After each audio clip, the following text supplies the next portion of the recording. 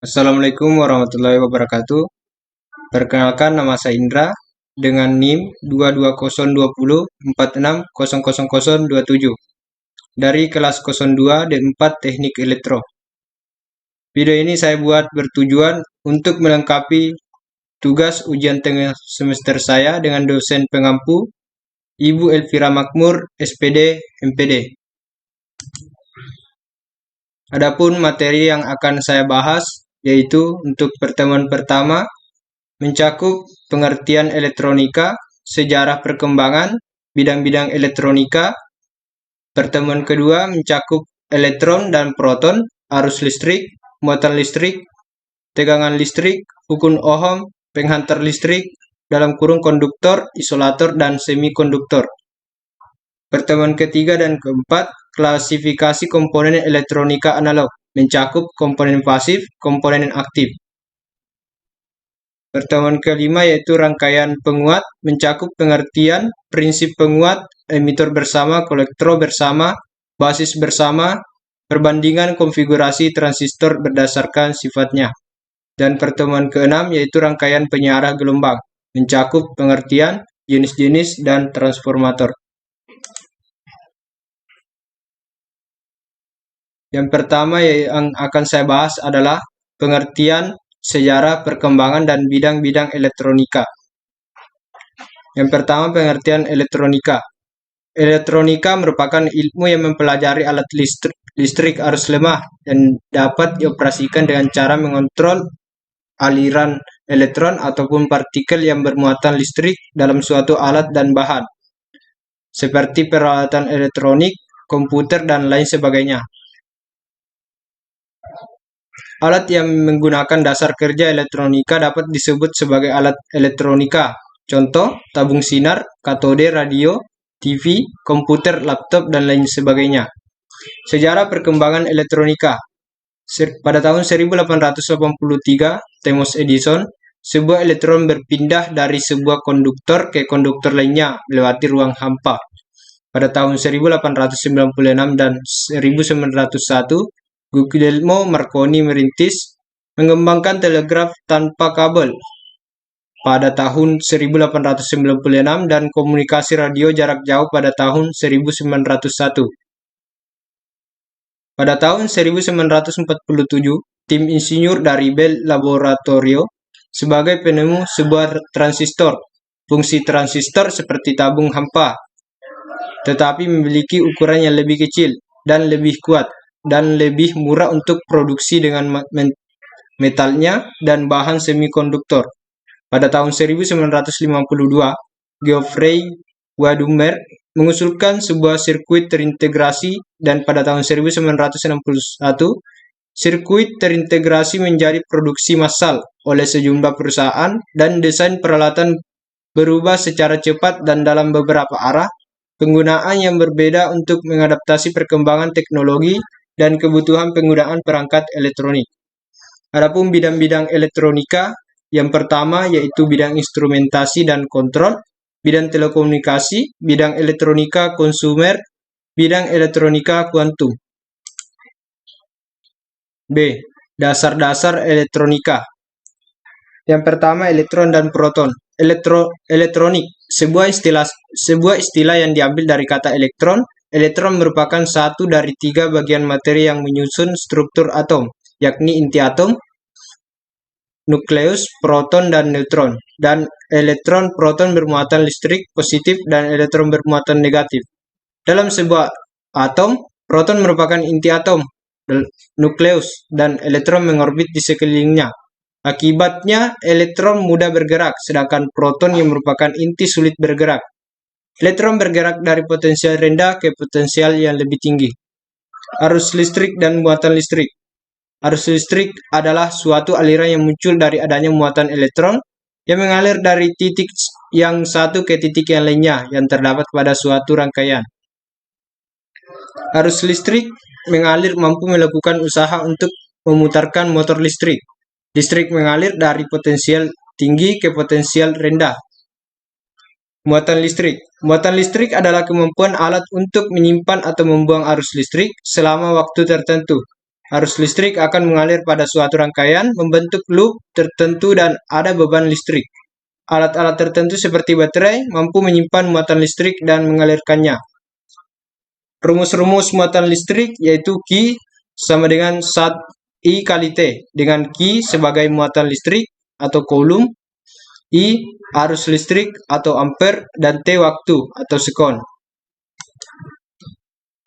Yang ketiga, tegangan listrik. Semakin tinggi tegangan listrik, maka semakin besar energi potensial yang dikarenakan semakin banyak elektron yang dilepaskan. Sistem satuan internasional untuk tegangan volt adalah V, yang diambil dari nama Alexander Volt pada tahun 1748 sampai dengan 1827, yang menyatakan suatu volt adalah perubahan energi sebesar 1 joule.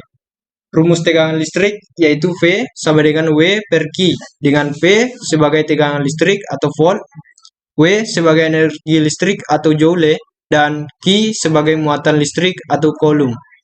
Yang keempat, hukum Ohm. George Simon Ohm pada tahun 1827 melakukan sebuah percobaan untuk menentukan hubungan antara arus listrik dan tegangan listrik, hingga menemukan pernyataan bahwa arus listrik mengalir pada hambatan resistor. Persamaan Ohm mudah digunakan untuk mencari tegangan arus, misalnya ingin diketahui arus listrik. Tegangan listrik atau nilai resistansi belum diketahui pada suatu rangkaian listrik. Rumus dari energi listrik yaitu W sama dengan V per kali Q. Yang kelima, penghantar listrik. Penghantar listrik adalah suatu benda yang digunakan dalam teknik listrik atau elektronika untuk mengalirkan arus listrik dari sumber listrik ke beban listrik. Bahan yang digunakan dalam teknik elektronika dapat digolongkan menjadi 3 bagian. Yang pertama, konduktor. Konduktor merupakan sebuah bahan yang dapat menghantar listrik. Bahan penghantar mempunyai banyak elektron bebas, sehingga dengan mudah dapat mempengaruhi keadaan sekitarnya. Pada umumnya, bahan penghantar konduktor ini terbuat dari logam, karena hampir semua logam dapat digunakan sebagai penghantar listrik.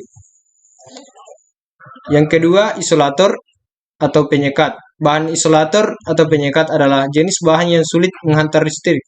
Hal ini disebabkan oleh bentuk struktur atomnya. Elektron ini kuat oleh proton atau intinya. Elektron dapat terlepas dari ikatan apabila tegangan dari luar jauh lebih besar dari daya tarik intinya. Yang ketiga, semikonduktor. Bahan semikonduktor adalah suatu bahan yang tidak dapat digolongkan sebagai penghantar, tetapi dapat juga digolongkan sebagai isolator. Pada dasarnya, kemampuan menghantar listrik semikonduktor berada di antara konduktor dan isolator. Bahan-bahan semikonduktor antara lain silikon, selenium, germanium, dan metal oksides. C. Klasifikasi komponen elektronika analog. Komponen pasifnya. Komponen pasif merupakan jenis komponen elektronika yang tidak memerlukan arus listrik untuk dapat bekerja. Yang termasuk dalam komponen pasif antara lain yaitu resistor. Resistor adalah komponen elektronika pasif yang berfungsi untuk menghambat dan mengatur dalam suatu rangkaian elektronika. Satuan nilai resistor atau hambatan adalah ohm. Fungsi dari resistor yaitu sebagai pembatas arus listrik, sebagai pengatur arus listrik, sebagai pembagi tegangan, dan sebagai penurun tegangan listrik. Adapun jenis-jenis resistor yaitu resistor dengan nilai tetap, resistor dengan nilai yang dapat diukur, resistor yang nilainya dapat berubah sesuai dengan intensitas cahaya, dan resistor yang nilainya dapat berubah sesuai dengan perubahan suhu. Yang kedua, kapasitor. Kapasitor adalah komponen elektronika yang berfungsi menyimpan muatan listrik dalam jangka waktu tertentu. Satuan dari kapasitor adalah farad. Kapasitor terbuat dari material logam yang berbentuk dua lempengan yang disusun secara paralel dan berdekatan satu dengan yang lainnya, sesuai dengan ukuran yang dibutuhkan. Fungsi dari kapasitor yaitu sebagai penyimpan arus atau tegangan listrik, sebagai konduktor yang dapat melewatkan arus AC, sebagai isolator yang menghambat arus DC, sebagai filter dalam rangkaian power supply. sebagai kopling, sebagai penggeser fasa, dan sebagai pemilih gelombang frekuensi. Adapun jenis-jenis resistor antara lain kapasitor nilai tetap tidak berpolarasi, dalam kurung kapasitor keramik, kapasitor polister, kapasitor kertas, dan kapasitor mika. Yang kedua, kapasitor nilai tetap berpolaritas atau kapasitor elektrolit dan kapasitor tantalum. Yang ketiga, induktor. Induktor atau disebut juga dengan koil adalah komponen elektronika yang pasif yang berbentuk kumparan dari susunan lilitan kawat. Induktor memiliki kemampuan menyimpan energi magnet. Kemampuan ini disebut dengan induktansi, yang satuan unitnya adalah Henry. Nilai induktansi sebuah konduktor. Nilai induktansi sebuah induktor. Yang pertama, jumlah lilitan. Semakin banyak lilitannya, semakin tinggi induktansinya. Yang kedua, diameter induktor. Semakin besar diameter, semakin tinggi pula induktansinya. Yang ketiga, permeabilitas inti, yaitu bahan inti yang digunakan seperti udara, besi, ataupun ferit. Yang keempat, yaitu ukuran panjang induktor. Semakin pendek induktor atau koil tersebut, semakin tinggi induktansinya. Fungsi dari induktor antara lain sebagai filter dalam rangkaian yang berkaitan dengan frekuensi, sebagai transformator, sebagai motor listrik, sebagai solenoid, sebagai relay, sebagai speaker, dan sebagai mikrofon. Adapun jenis-jenis induktor, yang pertama induktor bernilai tetap, dan yang kedua induktor yang tidak tetap. Komponen aktif. Komponen aktif elektronika adalah jenis komponen elektronika yang memerlukan arus eksternal untuk dapat beroperasi. Dalam hal ini, rangkaian elektronika, arus listrik yang dibutuhkan bisa arus AC ataupun DC. Disebut aktif karena jika tidak dialiri arus listrik, maka rangkaian elektronika yang menggunakan komponen aktif tidak dapat bekerja. Adapun komponen aktif yang pertama yaitu dioda. Dioda adalah komponen elektronika dua terminal yang hanya mengalirkan arus dalam satu arah selama dioperasikan dalam level tegangan tertentu. Jenis-jenis dioda yaitu yang pertama dioda biasa atau penyarah, yang kedua dioda Zener, yang ketiga LED atau dioda emisi cahaya, yang keempat dioda foto, yang kelima dioda Schottky, dan yang keenam dioda laser. Jenis komponen aktif yang kedua yaitu transistor. Transistor adalah sebuah komponen elektronika yang mempunyai berbagai macam fungsi, diantaranya sebagai saklar, penguat sinyal, osilator, modulator, dan sebagainya. Komponen elektronika ini terbuat dari bahan semikonduktor seperti silikon. Jenis-jenis transistor yaitu transistor bipolar, terbagi menjadi dua lagi yaitu transistor NPN dan transistor PNP. Dan yang jenis transistor yang kedua yaitu transistor efek Medan. D. Rangkaian penguat.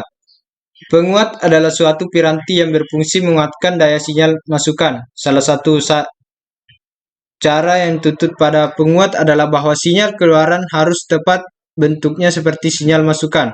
Amplitudonya lebih tinggi. Kalau bentuk sinyal keluaran tidak tetap sama dalam bentuk, hanya kecil saja, maka dikatakan sinyal keluaran cacat. Prinsip penguat. Berdasarkan konfigurasi pertahanan, rangkaian penguat menggunakan transistor dibedakan menjadi tiga, antara lain rangkaian penguat common base. Penguat common base adalah penguat yang kaki basis transistor digroundingkan, lalu di-input masukkan ke emitor dan output diambil pada kaki kolektor. Penguat common base mempunyai karakter sebagai penguat tegangan. Sifat dari rangkaian penguat transistor dikonfigurasikan sebagai common base. Konfigurasi transistor common base memiliki penguat arus yang sangat kecil, memiliki penguat tegangan yang tinggi, memiliki impedantasi input rendah, dan impedantasi output tinggi. Pada umumnya memiliki penguat hingga 40 dB. Cocok digunakan pada rangkaian penguat frekuensi tinggi. Yang kedua, penguat common emitter. Penguat common emitter adalah penguat yang kaki emitter transistor digroundingkan, lalu diinput dari dimasukkan ke basic dan output diambil pada kaki kolektor, serta mempunyai karakter sebagai penguat tegangan.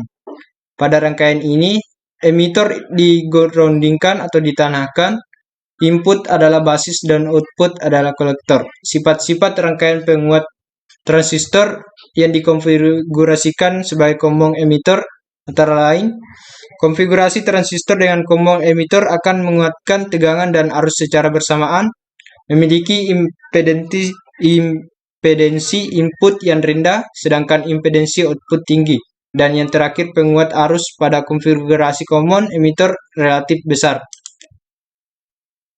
Yang ketiga, penguat common collector. Penguat common collector adalah penguat di mana kolektor transistor digroundingkan, ditanamkan, lalu diinput, dimasukkan ke basic dan output diambil pada kaki emitor. Dan penguat ini berkarakteristik sebagai penguat arus. Sifat dari rangkaian penguat transistor yang dikonfigurasikan sebagai common collector antara lain, yang pertama, konfigurasi transistor dengan common collector menghasilkan penguat arus yang besar. Yang kedua, memiliki impedensi keluaran yang rendah, sedangkan impedensi masukan tinggi. Yang ketiga, penguat daya pada konfigurasi common collector relatif rendah. Yang keempat, penguat tegangan yang sangat rendah. Dan yang kelima, fase sinyal antara input dan output terbalik. Selanjutnya, bagian E, rangkaian penyara gelombang. Rangkaian penyara gelombang merupakan rangkaian yang berfungsi untuk merubah arus bolak-balik, yaitu AC, menjadi arus DC. Komponen elektronika yang berfungsi sebagai penyara adalah dioda, karena dioda memiliki sifat yang hanya memperbolehkan arus listrik yang melewatinya dalam satu arah saja. Rangkaian penyara terbagi menjadi dua, yaitu rangkaian penyara setengah gelombang, merupakan rangkaian penyara sederhana yang hanya dibangun menggunakan satu dioda saja. Dan yang kedua, rangkaian penyara gelombang penuh. Rangkaian penyara gelombang penuh dengan dioda bridge. Rangkaian dioda jembatan adalah rangkaian penyara gelombang penuh yang paling populer dan paling banyak digunakan dalam rangkaian elektronika. Rangkaian dioda jembatan menggunakan 4 dioda sebagai penyarahnya. Rangkaian penyara gelombang penuh dengan center tap. Rangkaian penyara gelombang penuh menggunakan center tap design digunakan pada sumber arus bolak-balik atau AC yang memiliki center tap atau CT. Contoh pada transformasi CT pada rangkaian penyara gelombang penuh. Center tap design hanya menggunakan 2 dioda sebagai penyarahnya. Yang terakhir, transformator. Trafo atau tenaga terdapat pada P5A berfungsi untuk menyediakan macam-macam tegangan sekunder. Trafo input mempunyai lilitan primer dan lilitan sekunder dengan menggunakan inti teras atau besi. Lilitan sekundernya mempunyai center tap, digunakan untuk penyesuaian impedansi atau pembalik fasa. Trafo output digunakan pada trafo penerima dipasang sebagai penghubung rangkaian penguat akhir dengan loudspeaker dan dapat pula menyesuaikan impedansi penguat dengan impedansi speaker yang digunakan.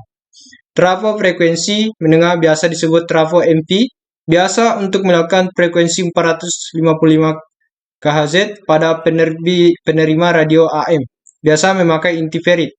Trafo frekuensi tinggi disebut juga trafo HF, intinya dari serbuk besi atau ferit, sering disebut spool atau spool osilator. Untuk radio penerima biasanya sebagai penala atau osilator.